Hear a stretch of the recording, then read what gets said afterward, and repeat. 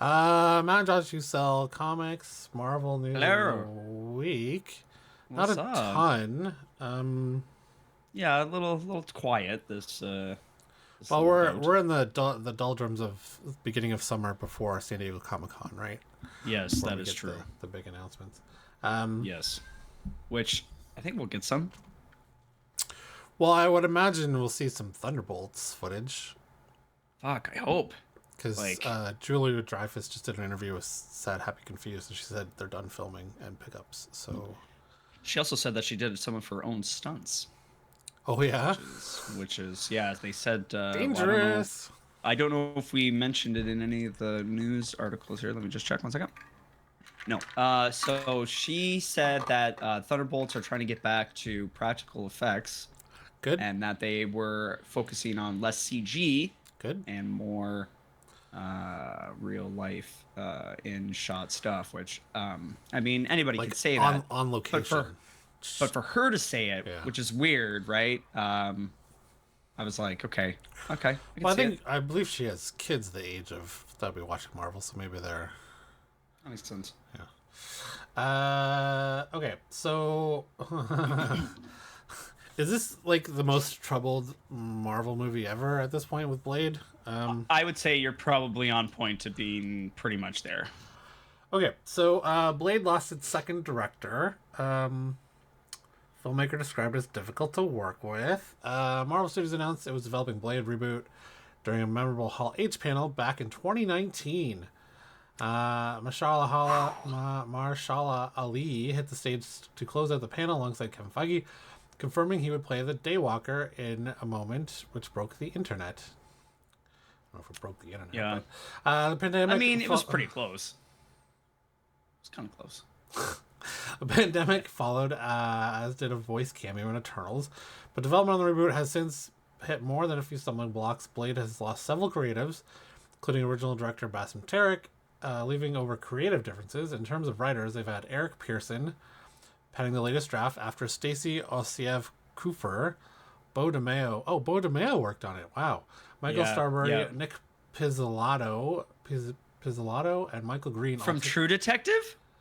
I guess. Oh yeah, I guess he's from all took a crack at the screenplay. Yesterday evening, the reboot was health. What? The reboot was hurled. Hell, I don't know what they were trying to say there. It was another blow when the news broke that filmmaker Jan Demange is no longer helming Blade. According to Jeff Snyder, Ali is said to have grown frustrated with the director while he's considered a talent behind the camera. The report claims he's difficult to work with. The scoop adds that he and Marvel Studios parted ways in March. Kevin Feige is said to have been searching for a writer director ever since, though it could be that they eventually get the same person to do both. Last we heard, Blade will be a grounded, gritty take on the character rather than an effects-laden blockbuster, which runs the risk of feeling like more of the same from Marvel Studios. Demange previously confirmed it will be rated R. We can't imagine that's changed. Quote, we're working on it. That's the best I could tell you, Ali said. The project last December, following reports he considered leaving the movie. I'm really encouraged, blah, blah, blah. I'm not sure you're so encouraged anymore. Um, it's still slated for November 7th next year, but that's obviously going to change again. Um,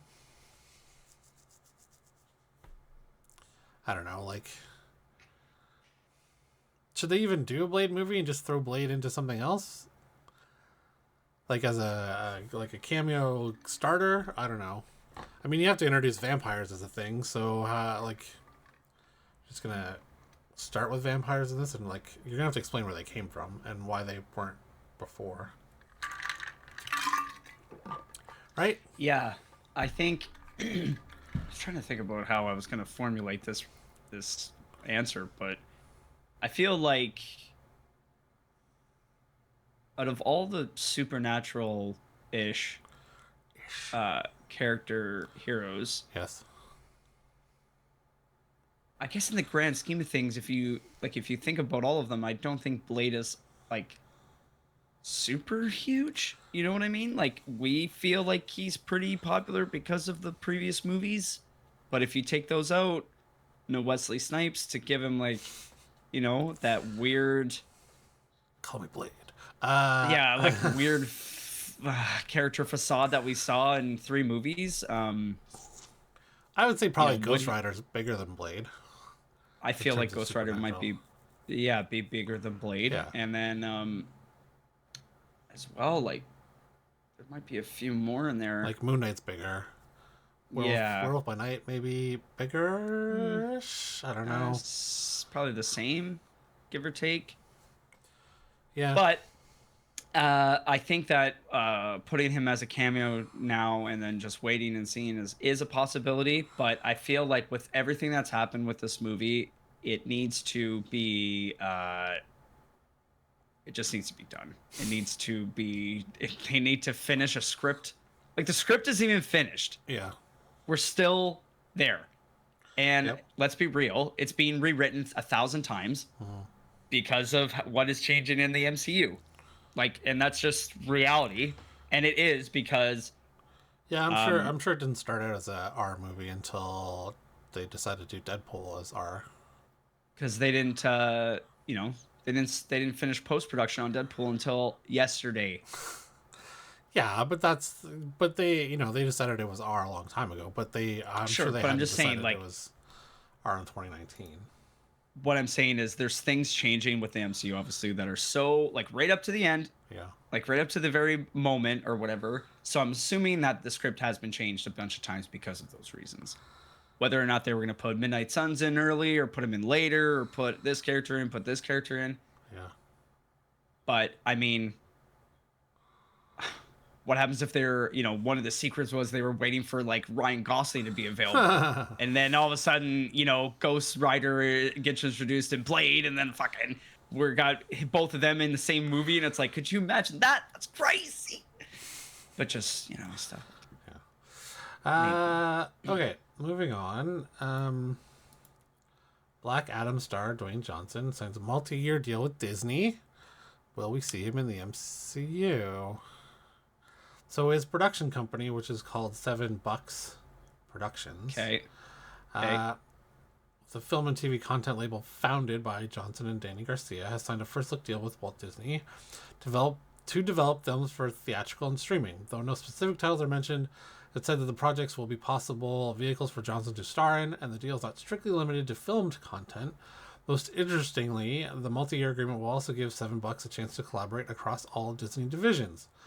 Yes, that includes Marvel Studios and Lucasfilm, as well as Disney Animation, Pixar, and 20th Century Studios. Johnson has starred in Disney projects in the past, of course, including Jungle Cruise and Moana. He's set to reprise his role as Maui in this year's sequel and 2026 live-action remake. Oh, they are doing a live-action remake. I thought I didn't know they were doing Moana 2. I thought that was the live-action that they were doing, but they're doing both. Yeah. But this deal could well see the former WWE champion step into the Marvel Cinematic Universe at some point. A recent rumor claimed that Johnson was being eyed to take on the X-Men villain Apocalypse. No! No! Yeah, that's a big no from me. Big no. Big He... fucking no. I don't know that I want to see him in the MCU at all. I think it'd be too much of a distraction. I would agree. He also has trouble making, like, he can't make fun of himself. No! No! Did I hit that again? Is it still going? That was Oh. Yeah, I don't like this idea. I don't like the idea of him being in Star Wars either. What is that going on your screen? It was Eric Foreman giving that base. But yes, I agree. I don't like it. I am assuming that they're going to do a lot of animated movies so they can use and utilize Dwayne, but in an easy capacity. I wouldn't be surprised to get a Moana 2 like spin-off movie. Oh, yeah. Yeah, a lot Did of the Jungle Cruise movies make money? They made money. The Jungle That's why Cruise they made one? a second. That's why they made a second one. I don't, The first like, one made a couple I hundred. I know Jumanji movies made money, but Pretty sure Jungle Cruise made money. numbers. What's it called? Jungle Cruise? Yeah, Jungle Cruise. Yeah. So the first one made uh, no money. Really? Production budget was 200 million, and it did 210 box office. That was also during COVID. Mm. Like it released. Uh, July 30th, 2021. Oh, so that was in like. Yeah, that might have been the resurgence of like one of the variants. I don't know During shit that. about fuck. During that. Wait, is there a Jungle Cruise 2? Yeah. Is there? Yes.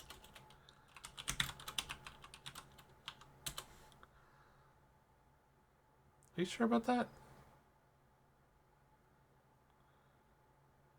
Or is there only one?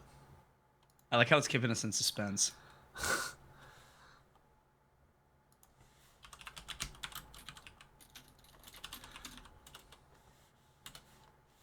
Oh yeah. Oh yeah. Okay.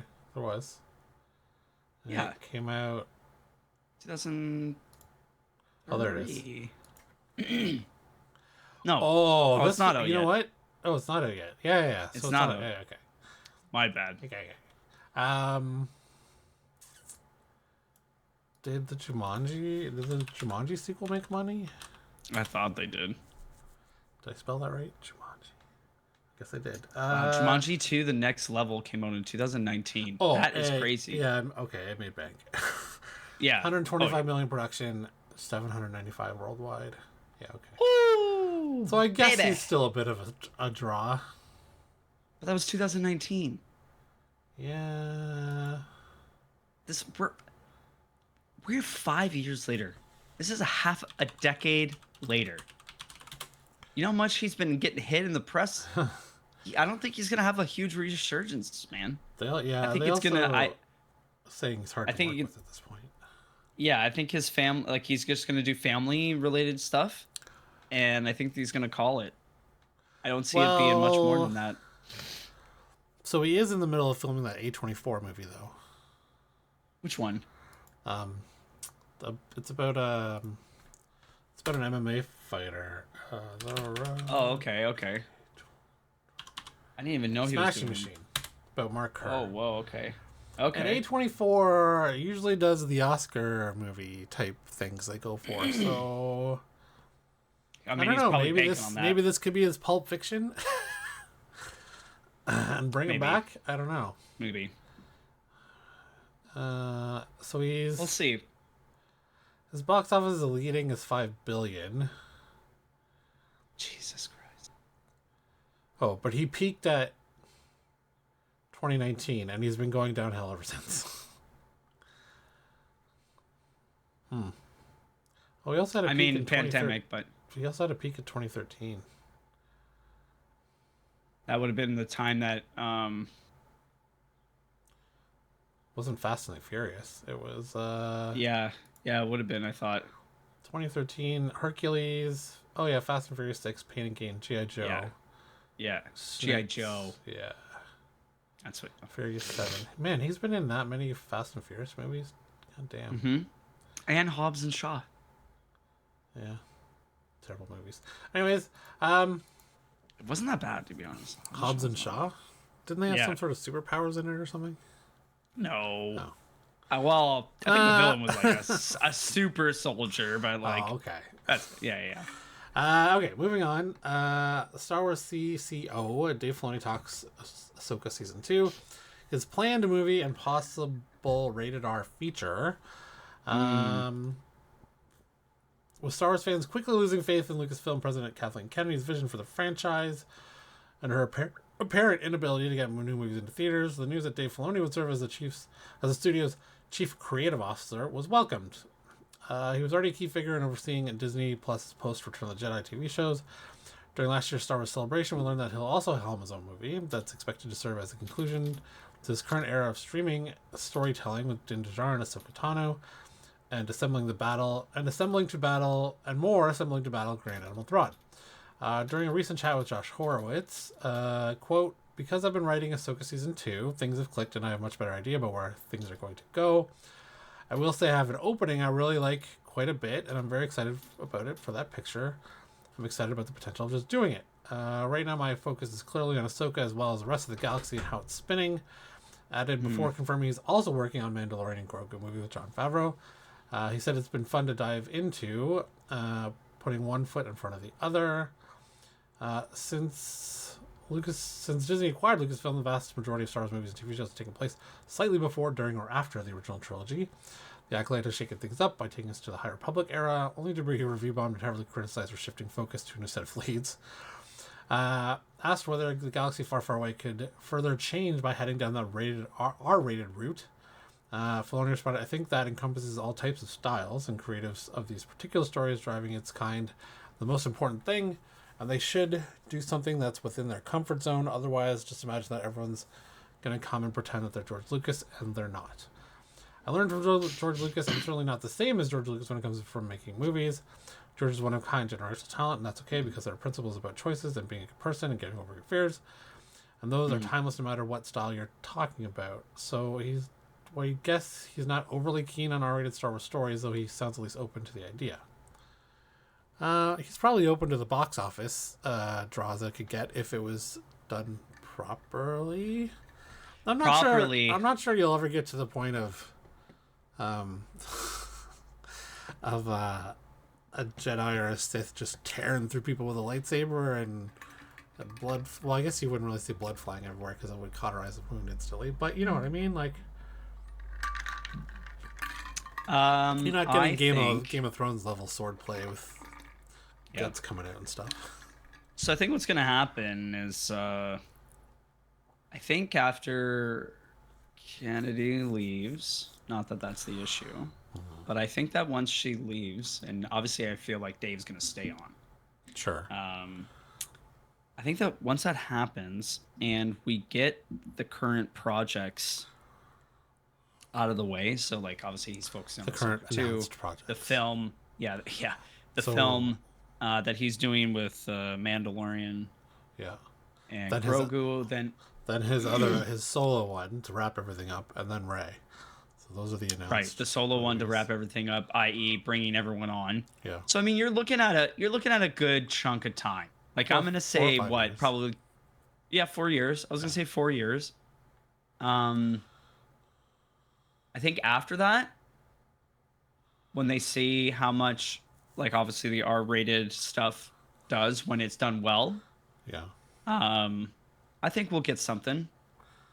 I think we'll get something with a, like, I wouldn't say it'd be exactly this story, but Star Killer or something related. You know what I mean? Like a random apprentice through the dark side.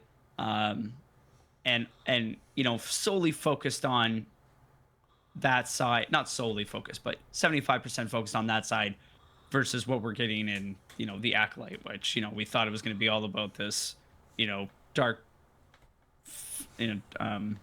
dark side apprentice, blah, blah, blah. And now, we get like, basically it's a 50-50, probably less than that, I would say, even almost. I think the possibility is very much there. Plus James Mangold's Dawn of the Jedi thing that's been announced.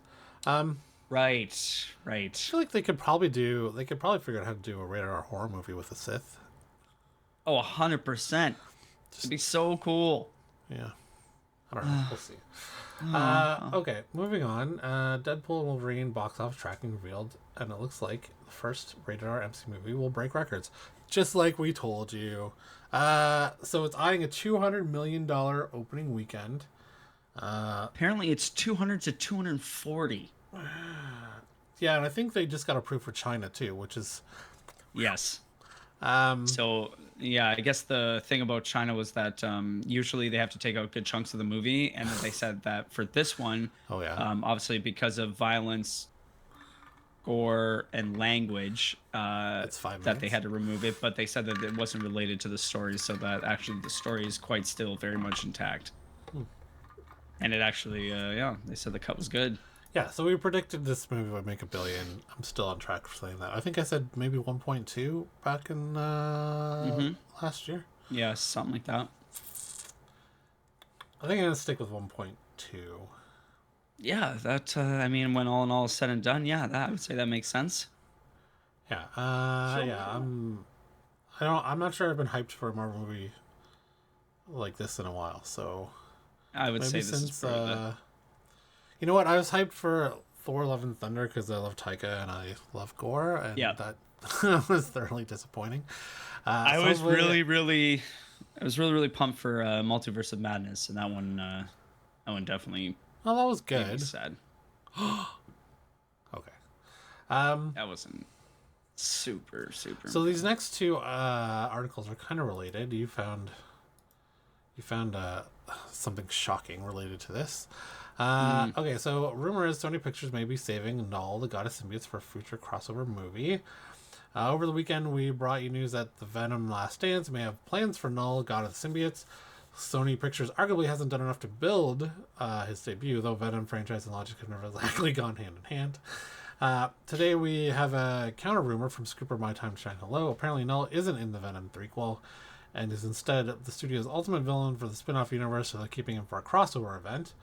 With Tom Hardy strongly hinting that his time as Eddie Brock is over, and how likely this is remains to be seen. Not helping matters is the fact that Morbius flopped after setting the stage for a team up between the living vampire, the Vulture, and other villains in a widely ridiculed post-credit scene.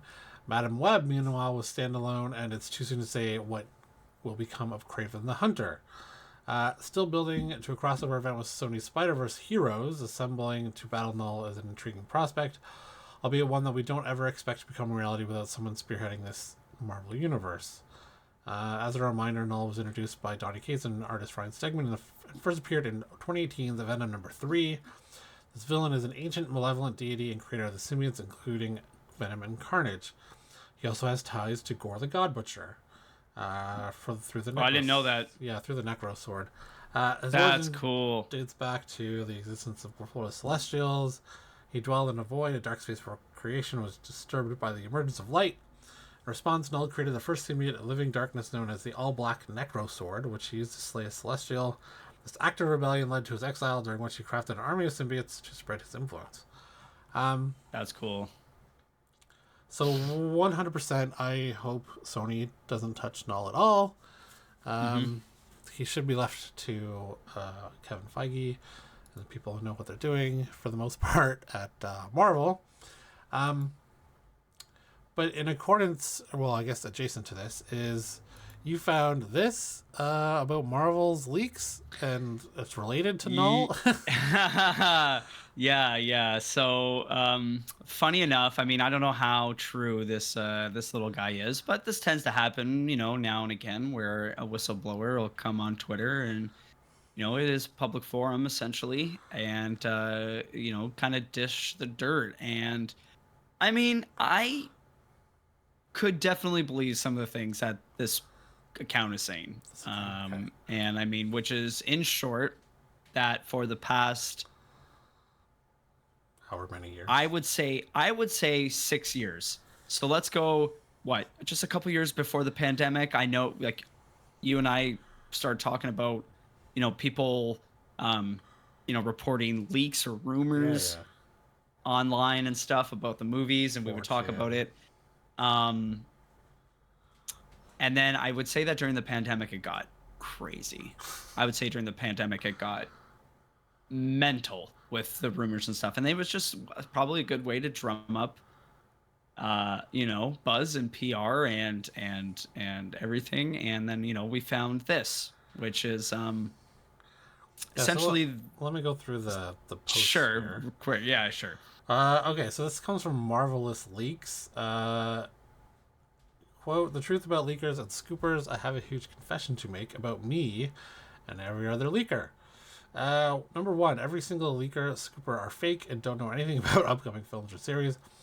All those leakers have been hired by various companies like Disney, Warner Brothers, Sony, to make up fake leaks to create hype for upcoming films and series. All leakers, including me, My Time to Shine Hello, Can We Get Toast, and Rejected Scooper, and much more, all part of this leaker group that Hollywood companies have created.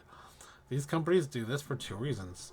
Reason one is to create hype for the upcoming film series, and by posting fake and crazy rumors that give a lot of attention to these upcoming projects and make people excited to see them. reason number 2 is to flesh out any real leaks from other places like 4chan or Trades by, or like Marvel Studios spoilers that got shut down on Reddit. Trades by washing out real leaks with hundreds of fake leaks. All of us leakers communicate with each other and talk over what we're about to leak next. This is why you see so many accounts post similar leaks at the same time.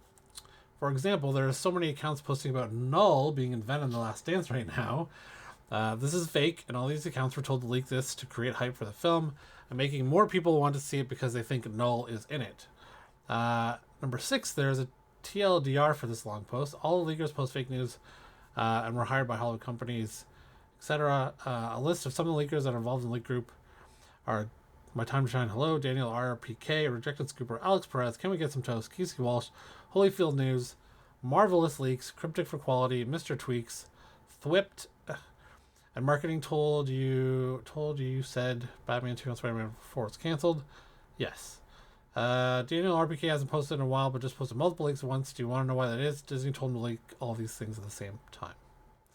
So, yes. Is it believable? Yes. Yeah. would not put it past a company. Like, this is a way of marketing, right? It's a different form of marketing.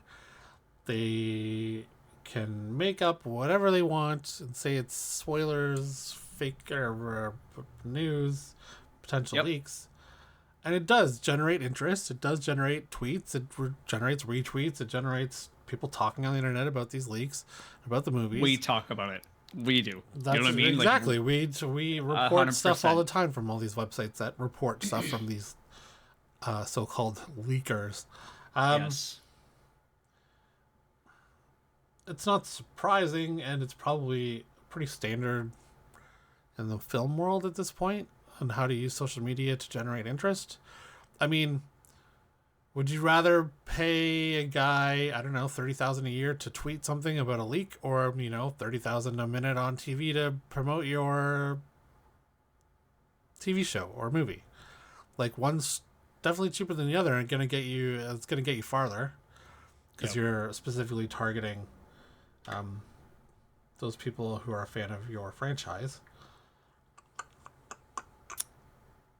Some things have turned out to be true, whether Marvel and Warner Brothers intends that to just give them like a nugget here and there to keep people on the leash. Yep. To keep people coming back. Yep.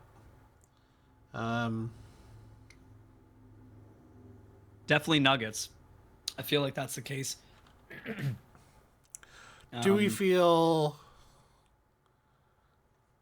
slighted by this? Offended that they would do this to us? No, I mean, we probably not it. 100%. If anybody deserves it, it is Star Wars fans for sure. They definitely fucking deserve it. And when I say that, I mean we deserve it. I feel it's true with like the tidbit situation. I feel like Marvel and Disney and everybody else knows exactly which tidbits they want to mess around with, and you know they have it set on a timer and they know exactly what they're gonna do, and then they decide which tidbit is real or fake or whatever, and that's what they kind of choose to run with. I think it's much more calculated than we think, and I think that these accounts probably originally were genuine, and they were probably approached. Do you think they like, hey, do you think they know they were leaking false information on purpose? I think that there's like a mix. I think that I bet they get some that are like, this isn't true, and then they get some that are like, we think this is true, and then maybe there's some they're like, we don't know yet if we're gonna include this or not, and then they throw it up. You can just like throw it up if you want to, if not, then whatever. Yeah, that's why again I feel like it is quite calculated more than we think. The difference, so there is a major difference between these random people and journalists. Ethical journalists require at least two sources. Generally require two sources to confirm a story before they print it. For sure. There's no such case in people who post on on Twitter or run these Correct. websites. How did you find this, by the way? Because I haven't seen any of the comic book sites report on how they're reporting fake news. Yeah, no, I found this. Now that's a great question. It might have been a post on Reddit, but it also might have been while I was just generally scanning through Twitter. Oh yeah. I'm trying to remember off the top of my head now, and I can't remember. But yeah, has the count posted anything since then? Uh, no. June 15th. No. Oh no. 18 hours ago. I will follow you back on both accounts if you do. Just ping me on this account so I can find you. Okay, yeah. So they're talking to people. Yeah. Okay. I mean, he's posting. Interesting. So yeah, we'll see what comes of it. Probably nothing. Well, Yeah, I mean, this would end how many comic book sites reporting, yeah, comic book movie sites reporting on what these 100%. I feel like it's not going to slow down. I feel like it's actually going to ramp up. things to be more information coming out just to flood, and then Yeah. yeah. Yeah. Okay, last Marvel news. Completely calling you out from last week, saying she's not coming back. Dude, I was just about to say, I gotta eat my say. Okay, after seemingly parting ways with Marvel Studios on bad terms in Thor: Dark World, Natalie Portman was absent from the MCU until suiting up for Mighty Thor as the Mighty Thor in Thor: Love and Thunder. While Jane Foster's arc wasn't quite as satisfying as we saw on the page, Portman kicked serious butt as Thor before ultimately succumbing to her cancer. The door was, however, left open to a possible return after she entered the gates of Valhalla alongside Heimdall. Talking to Total Film, Portman was asked if she'd be opening return as the Mighty Thor. Oh, I have no idea, she started. I mean, no one's asked me to, so I don't know, but sure, that was super fun. It would be a missed trick to not either resurrect Jane or have her play a multiversal member of Thor Core, but at least we know Portman is open to the idea of returning. Reflecting on shooting, yeah, it was so fun. I had such a great time. I loved working with Taika and Chris, just the greatest, and so is Tessa Thompson. I'm just laughing all day, every day. There's only my highest love for the experience, and not to mention Australia, which is just the most glorious country. Yeah, she will come back, and you were wrong. That's it. I'd be fine if she came back. They feel like they should finish that storyline and do it properly. Yep, absolutely. Okay, so that's Marvel News of the Week. Thanks.